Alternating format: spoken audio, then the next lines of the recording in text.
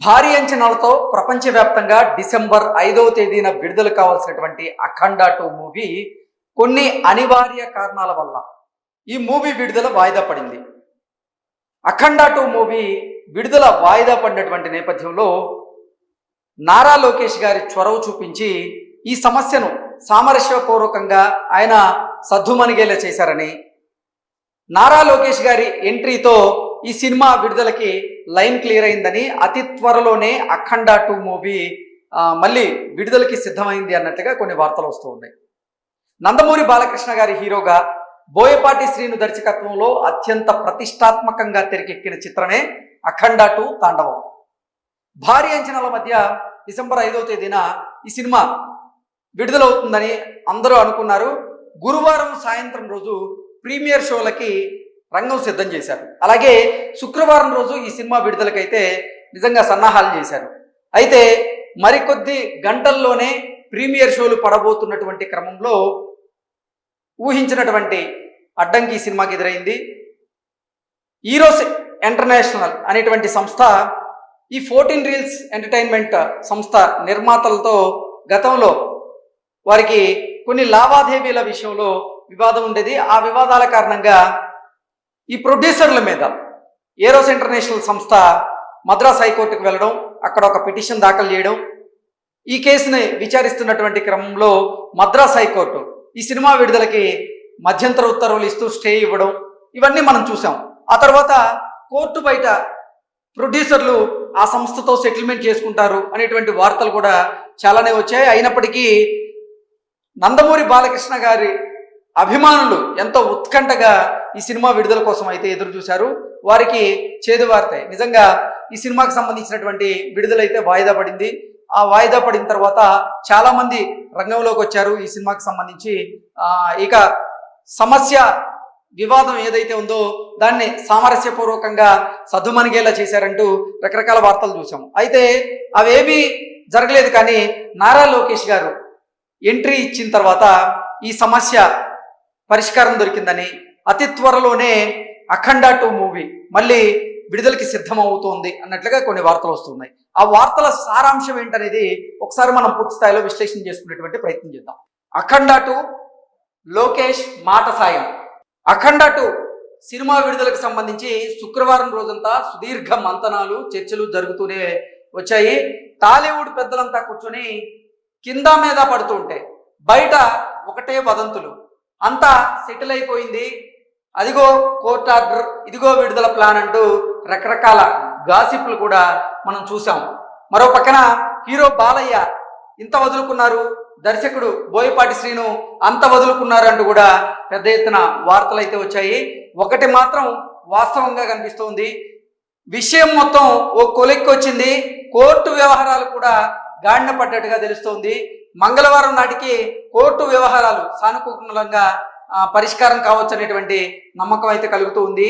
బాకీదారులకు రకరకాలుగా సెటిల్మెంట్లు జరిగాయి. అందువల్ల ఇది కొత్త విడుదల డేట్ను అయితే ప్రకటించడం మాత్రమే తరువాయి అన్నట్లుగా ఈ వార్త సారాంశంగా మనం విశ్లేషణ చేసుకోవచ్చు. డిసెంబర్ 12వ తేదీన విడుదలయ్యేటువంటి అవకాశం ఉన్నట్లుగా ఈ వార్త సారాంశం. ఇదిలా ఉంటే అసలు సమస్య ఇంతలా జటిలం కావడానికి కారణం ఏంటంటే నిర్మాతల అశ్రద్ధ అని ఇండస్ట్రీ టాక్. అసలు నిజంగా ఈ సమస్య ఇంతలా జటిలం అవ్వడానికి కారణం మాత్రం నిర్మాతలు వాళ్ళు వహించినటువంటి అశ్రద్ధ వల్లే ఈ సినిమా విడుదల వాయిదా పడింది అన్నట్టుగా ఇండస్ట్రీ టాక్. హరిహర వీరమల్లు విడుదల సమస్య వచ్చినప్పుడు పవన్ కళ్యాణ్ గారు పలువురిని రంగంలోకి దింపారు.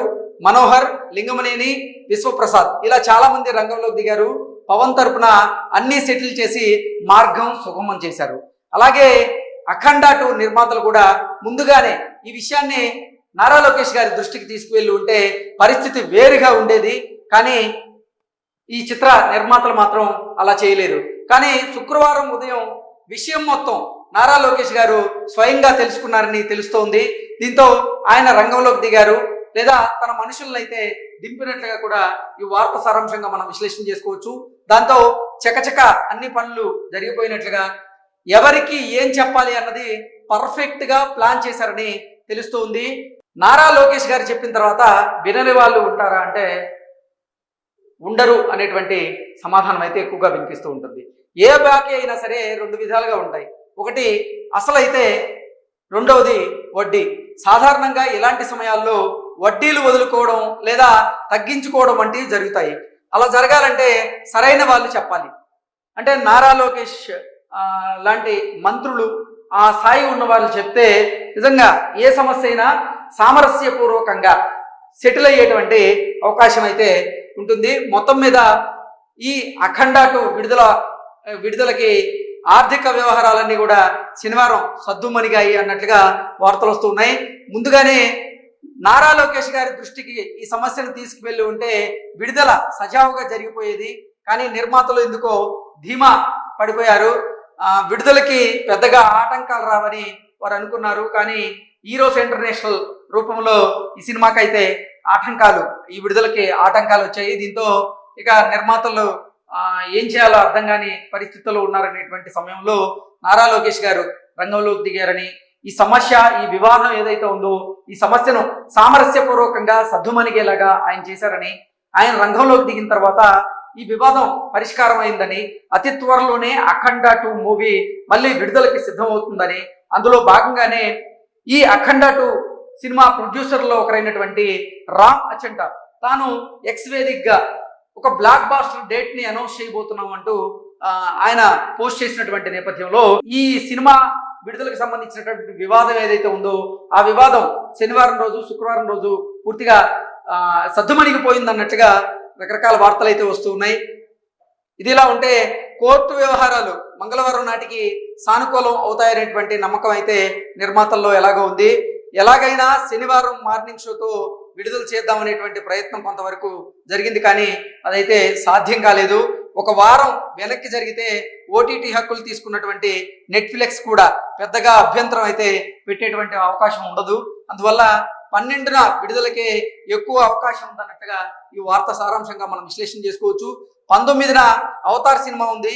25కు వెళ్ళాలంటే నెట్ఫ్లిక్స్తో మళ్ళీ డిస్కషన్స్కి కూర్చోవలసినటువంటి అవసరం అయితే ఉంటుంది. అందువల్ల మోస్ట్లీ డిసెంబర్ 12వ తేదీన ఈ సినిమా విడుదలయ్యేటువంటి అవకాశం ఉందన్నట్లుగా ఈ వార్త సారాంశంగా అయితే మనం విశ్లేషణ చేసుకోవచ్చు. అయితే ఈ అఖండ 2 విడుదల కొన్ని వివాదాల వల్ల వాయిదా పడిన విషయం మనకు తెలిసిందే.